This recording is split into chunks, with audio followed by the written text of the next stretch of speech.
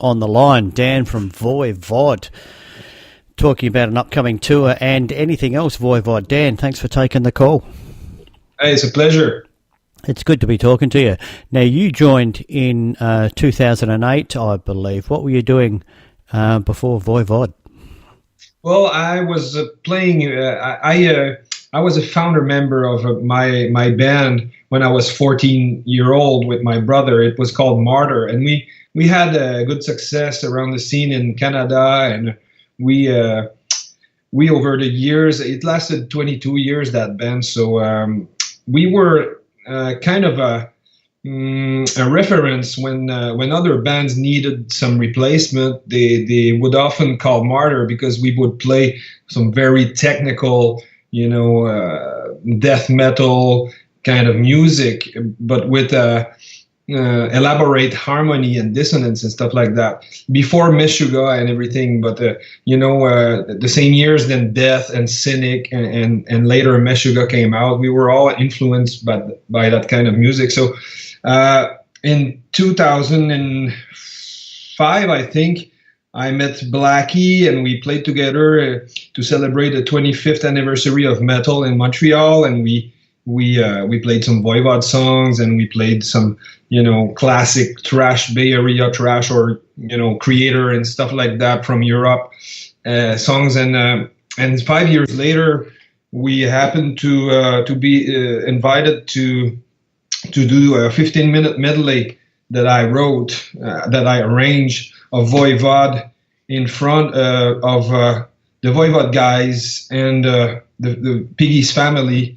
Piggy by now was by then was passed away, so it was kind of a tribute, and people were talking about their meeting Piggy, about their story with Piggy and how they influence how he influenced other bands and everything like that. So I think that's when Snake and Away saw us play and started to think that maybe it would be possible to do one show or something like that. So the same year we were invited to play. Voi Vod was invited to play a show in the biggest festival in Montreal, outdoor festival called Heavy MTL, and they called me and I accepted right away, of course.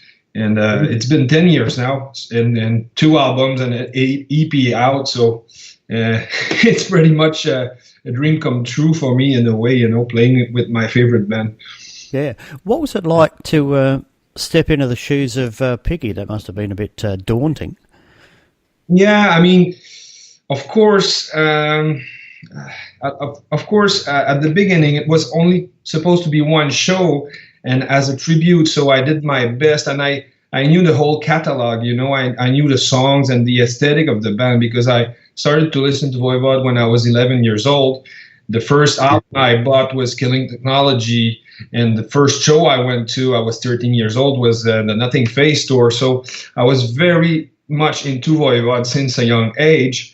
So I understand the music and the vocabulary of it, and I just wanted to do a good job as a fan, and for the fan to hear the music, and for Snake and Away and Blackie at the time feeling comfortable on stage, and I would love to so they can close their eyes and they don't hear much difference between my playing and Piggy's playing. So that's what I tried to do, and then the first time for me that I was nervous because I had experience playing many kind of music, and I'm used to kind of learn the vocabulary of a style of music and then try to play it the best I can. But the real challenge was for writing new music with the band. Yeah. That's where I got nervous at the beginning, but then I thought, Voi Vod's part of my musical DNA, so to speak, because I've listened to it so much. So I understand the words and the sentence and the phrasing and stuff like that. So when I stopped thinking about it, it started to happen, really. Yeah, okay, not think about it too much. That's the secret, eh? I guess so, yeah. And also, Snake and Away made me feel very comfortable from the beginning when we started to write together. And I think they thought it sounded pretty much like what Voi Vod should sound like or could sound like, but pretty much, in early in the process, when Owe starts to play drums and Snake start to sing some lines, it becomes Voi Vod sounding very quickly. Yeah. Tell us about the music of Voi Vod over the years. From you mentioned from being a fan to being a member, but how has it changed? Because it's quite a different Voi Vod to the band that I saw supporting Celtic Frost in Long Beach in June '86. Gee, so long ago now. Yeah, back in the days, I think every band wanted to play faster than everybody, and it was the speed and thrash metal days. So it was kind of being the most aggressive possible, the fastest possible. And but Piggy always had this influence of progressive music. He would listen to Yes and Emerson, Lake and Palmer and Genesis and Kansas and stuff like that in classical music. And later on, the next album, From Killing Technology, started to more include that kind of aesthetic in his own music. And we could say right away, like, Killing Technology was a great mix of progressive and speed thrash metal. And they went more experimental after that. So I think it's the evolution of a band. And what I like about Voi Vod, and when I was waiting for the next album to come out, I was like, what are they gonna come up this time? What are they going to come up with this time? And I was always eager to listen to it. Tell us about the albums that you have been on now. You joined in 2008, but then they had Infamy come out, which was basically the last of Piggy's material, and then Target Earth and The Wake. Tell us about those. We'll start with Target Earth. That's my first experience with writing with the band. So it was, like I said earlier, a little bit nervous, a little bit of the challenge for me, but pretty early in the process, I started to feel more comfortable. And some of the songs were plain bass lines that I would have to create landscape over. So it was quite a challenge because sometimes a bass line is just, very, how can I say, naked. So there's many possibilities and options.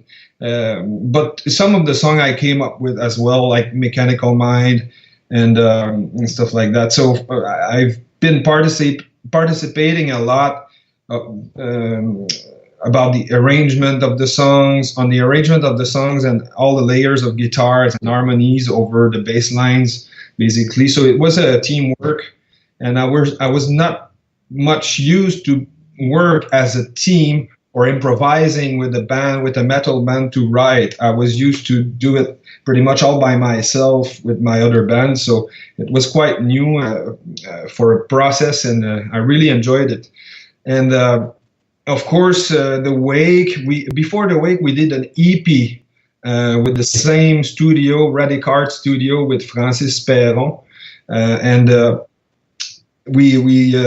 it was the first time writing with my friend Rocky, who's the bass player now, and we defined our role very quickly, and it was kind of it was supposed to be the next album, but we didn't have time to. I guess we didn't put out new music since Target Earth. So we decided to do an EP, and we really developed a method to working together. And The Wake was, the trail was already, I don't know how to say it, but we already had experienced the studio with the same guy, the same engineer, and the same team, the same musician in the band. So we felt way more confident and comfortable working for The Wake after that, for sure.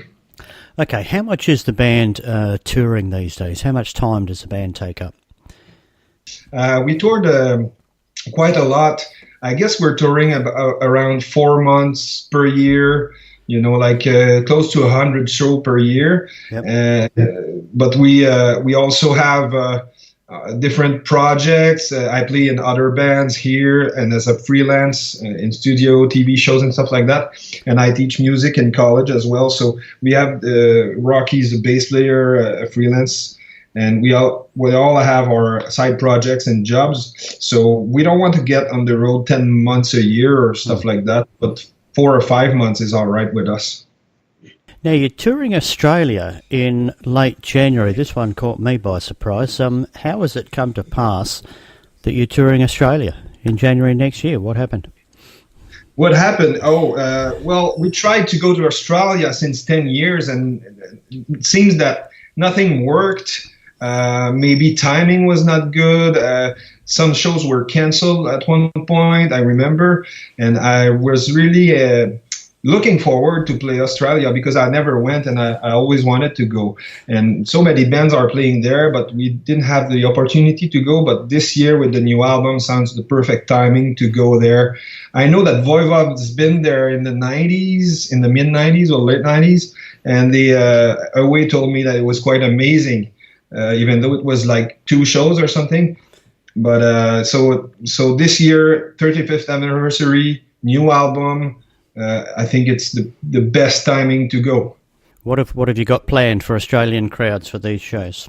We're gonna play a mix of pretty much Snake's catalog, from the first album to the last one. Of course, we can't play songs from every album because there's 15 or 14 albums out, so it's pretty hard to choose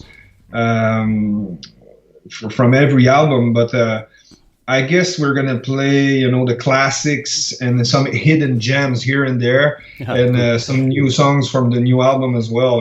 Like we change the set list quite often. When we tour Europe and we go another time the same year, we change at least half of the songs, so people won't see the same songs over and over again. Of course, there's songs that we need to play every time, but we also changed the some of the classic for different new old songs, so to speak. Yeah. Because it's refreshing for us as well to play them. So. Yeah, absolutely. All right, Dan from Voi Vod, absolutely magnificent talking to you. Great to have you on. Congratulations on everything so far, and thanks for talking to me today. We look forward to seeing you here in Australia in January. Yeah, I'm really looking forward to go, and it's pretty exciting. So I'll see you there, and be ready. Dan, thanks for talking to me, mate. You have a great day, and good luck with the tour. Thank you very much. Hope to see you there.